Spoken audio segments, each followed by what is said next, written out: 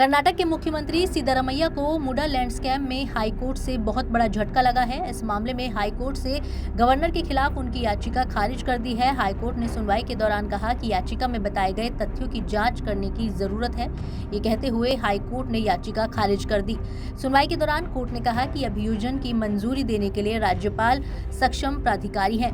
दरअसल ये मामला जमीन के एक टुकड़े का है जो सिद्धारमैया की पत्नी पार्वती के नाम पर है। बीजेपी इस मामले को लेकर मुख्यमंत्री और उनकी सरकार पर लगातार हमलावर है और उन्होंने सीएम सिद्धारमैया पर भ्रष्टाचार का आरोप लगाते हुए उनके इस्तीफे की मांग की है। इस मामले में कर्नाटक के राज्यपाल सिद्धारमैया के खिलाफ केस चलाने की अनुमति दे चुके हैं। दूसरी तरफ सिद्धारमैया अब तक इन सभी आरोपों को खारिज करते आए हैं। उन्होंने राज्यपाल के फैसले को भी असंवैधानिक बताया। इसके बाद उन्होंने राज्यपाल के फैसले को कानूनी चुनौती देते हुए कोर्ट का रुख किया था।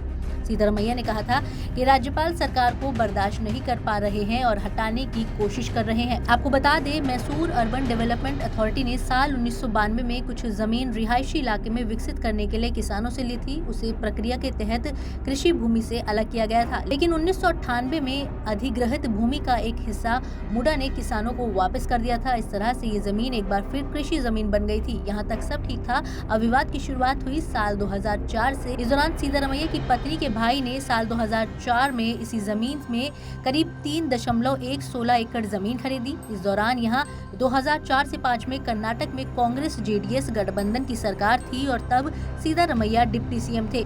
इसी दौरान सामने आया कि इसी जमीन को एक बार फिर से कृषि की भूमि से अलग किया गया था, लेकिन जब जमीन का मालिकाना हक लेने के लिए सिद्धारमैया फैमिली पहुंची तब वहां लेआउट विकसित हो चुका था।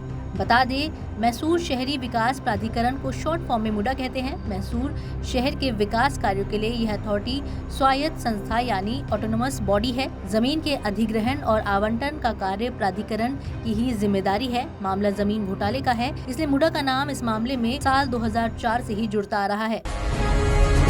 जी भारत।